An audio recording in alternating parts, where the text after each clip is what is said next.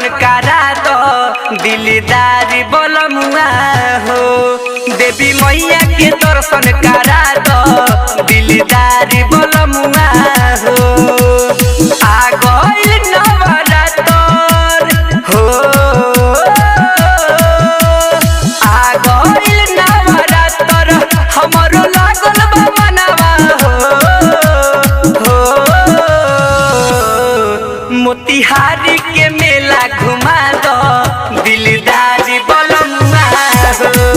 छौरा धानो के मेला घुमा दो दिलदारी बोलमुआ हो।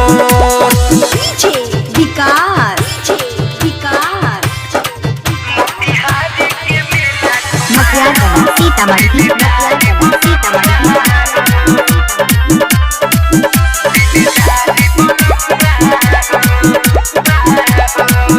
Recording by A to Z Dhaka. गावे गावे भैरो भैया दिहले बताई दुखिया के दुखे हरे अइली दुर्गा माई।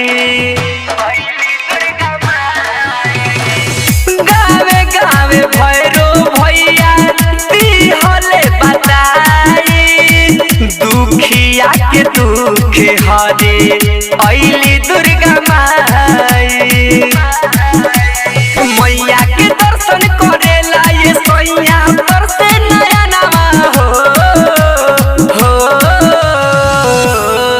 हसनपुर के मेला घुमा दी दिलदारी बोलमुआ हो।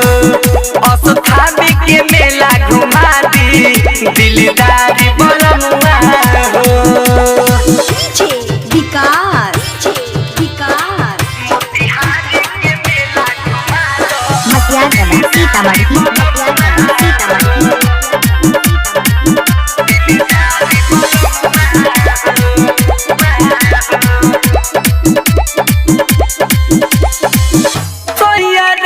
श्याम सुनी देर ना लगाई दर्शन करेला बड़ी भीड़ लग जाई।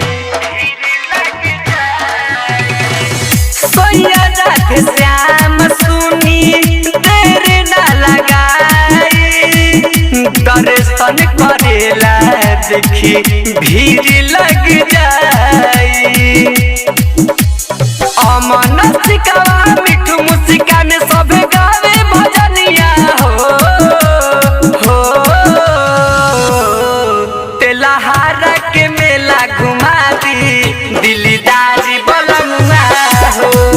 तेलहारा के मेला घुमा दी दिलदारी बोलमुआ हो। Recording by A to Z Dhaka.